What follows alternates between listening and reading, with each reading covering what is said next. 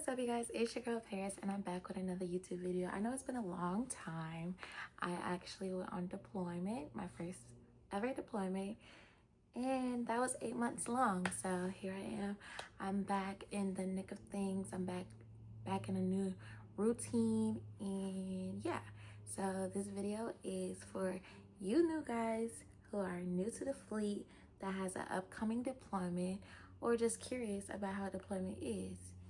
If this is for you, keep watching. Okay, first thing first, like I said, my deployment was 8 months long, and we were in a hot area. So to prepare for that, I don't know, I brought a lot of sunscreen. I brought you need 20 being the minimum of brown tees, underwear, socks, all that, because you never know if the ship's laundry is ever gonna go down, for one. Also, if it's a hot area or hot environment, destination, location, you need stuff to change into, because you don't want to be sitting and working in that for a very long time and then you're all sweaty and stink, and nobody want to be around anyone that stinks, because you will have a rumor, you will have a name for yourself, and that's not ever good. Okay, another thing, I had a lot of outfits, but as I think about it now, I didn't need that much, because you're gonna, depending on the weather, you don't know what to expect. So you're most likely just gonna go into it and go to the mall and buy more clothes. And that's exactly what I did. So if you're prepping for deployment and you're watching this video, I would say start with a lot of brown tees, underwear, socks, Liberty clothes, 5 to 6 outfits, because depending on your command and depending on your ship and exactly where you go, you might not get as much liberty as you think. You also need a lot of hygiene products. That's lotion, soap, toothpaste, toothbrushes. The ship is dirty, and if you drop it, throw it away. Yeah. It's lotion, everything. If you're a female, feminine products, because the ship store, if you have one, you most likely do have one, they be taxing. Yeah, so for prepping, you probably want to bring some workout clothes. Some people, most of everybody that I know, sleep in their brown tees, a clean brown tee, straight out shower, because you're most likely gonna have a watch underway watches. And it's quicker to just sleep in a brown tee, because you just put your uniform on and head out. What else can I say for preparation? It's a lot. It's a lot mentally. So if you need anything to get your mind off of work, bring that. If you have any hobby, I know it was some girl crocheting underway. If you read, if you draw, if you have games, some people brought their Switch. I know somebody had a PS5 underway. You need that time, because NWR don't do a lot. I know some do a lot, but it's a lot of work, and everyone is tired, so it might not be as lot as they would hope, or that you would hope. Let's see. Okay, so preparation, that's all I could say for preparation. I know it was my first deployment, so prepping, you don't know what to prep for. You just got to be prepared for the environment. So if you know you're gonna go be somewhere cold, make sure you got your long johns, your long tees, your clothes for covering, your gloves, your neckerchief, your neck gaiter, all that. Make sure you have everything that you need, because you never know if you get extended or how long you're gonna be out there. Hair products, bring those. The RSs don't have everything. They most likely don't have the products that you use. Make sure you have that. Next topic is going to be my overall experience. My deployment, like I said, was 8 months long. We visited Bahrain, Singapore, Guam, Hawaii, and some other small spots that we just dropped in for fuel. But Bahrain was hot, very hot. Guam was very hot. Like hot where me, as a light bright I am, I got sunburned. Like peeling sunburn. So it was very different and a different type of heat than I was used to.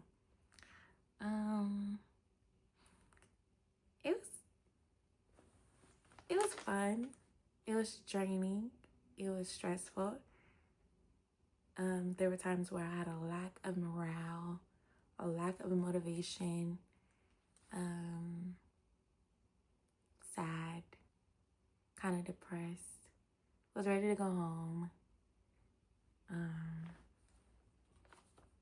miss my family and all that.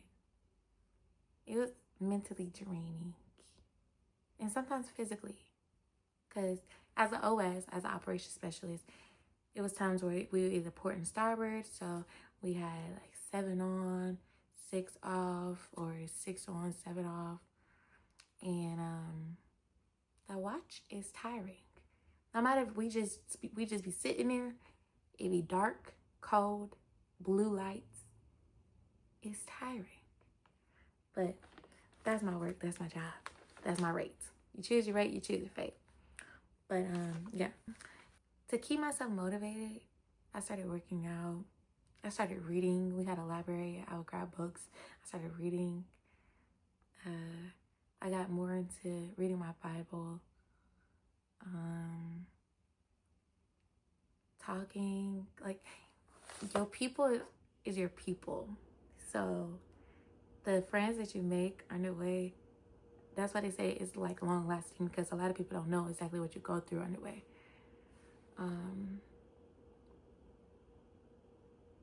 It was fun. We had some ports. Mind you, we didn't visit the port all the time. It was basically the same ports continuously over and over again. Which got tiring because it was like a restricted area. We really couldn't go out or past a certain like kilometer. So yeah. It was a lot of hotels, which the hotels out there are chef's kiss. Like, they need to bring some of that over here. The hotels got restaurants and bars in there, rooftops with people we be dancing and stuff. We got multiple restaurants. Like, you got an Indian restaurant, you got a Mexican restaurant, you got a burger spot, and it's all be in one hotel. Like, it was very shocking. It was a very different experience. It was a great experience in some cases. Everything's gonna have its pros and cons, but that's my experience. The clubs are nice, but out there, those places is like a lot of, I guess, SW, if you know what that means. If you don't know what that means, look it up. So it's a lot of roofing, or like people that you gotta basically watch out for or can't trust. Mostly for the men, but we're not gonna get too much into that. Yeah, so that was that. As well as like what helped me get through all the strain and all the stay flexible and all the, oh, we don't know when we're gonna go home, or if we're gonna get extended or not. Like, we got extended twice, and it was times where it's like you kind of like lost hope. You're like, dang, like we're never gonna ever go home. Like, when are we going home? It was a lot going on, but that was my command, my boat, my experience. It might not be yours, because I know there's a lot of people that has great experiences, great deployments.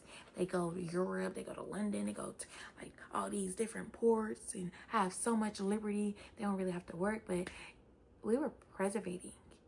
It was times where I didn't get off until 1600, and then we got to go off and explore.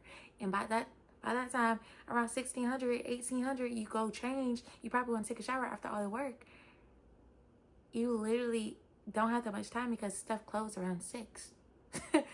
So that's why people just resort to going out, partying, go to the clubs, drinking. And that's why we get so looped into all the drinking in the military, because the times that we get off of work. I had a underwear madness video.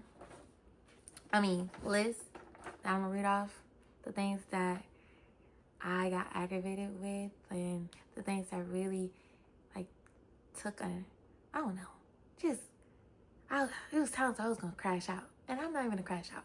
I'm very nice. I'm very to myself most of the times.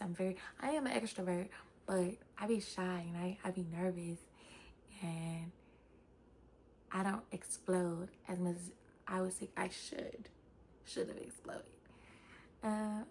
Aggravating coworkers, people that be farting and don't be saying excuse me. All the different time zone changes, literally, I can't even give you a certain amount of times the time zone change during our deployment. But it'd be another pro and con, because sometimes you have an hour off your watch, or you have another hour of watch. So basically the time would be going back, and you'd be sitting there for another hour because it's not the exact time that you get off no more.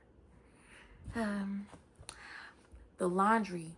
This is what I was talking about. The machines broke so many times. It was times where we were gonna have one laundry machine, one washer, 2 dryers maybe, or 1 dryer and 3 washers. But you, at that point, you might not even want to wash the clothes no more, because you got to sit there and wait with wet clothes. Who finna do that? High school. Like I said in the other video, I don't know, but it's really some people come straight out of high school. Some people don't. Some people are way older. But it's just people really be acting as their rank. You have E3, E1, E2, E4, E5, E6. They give so much responsibility and stuff to the E5 and up. But everybody else be junior sailors. And not all of those junior sailors are young, but they kind of all act the same. It's kind of, they're stuck in an immature mindset because they get treated immaturely. We get treated like kids, for real, if I'm being honest with you. I would say my pet peeve would be the waking up early in the morning, or the people in the birthings, which I'm gonna have another video about birthing etiquette.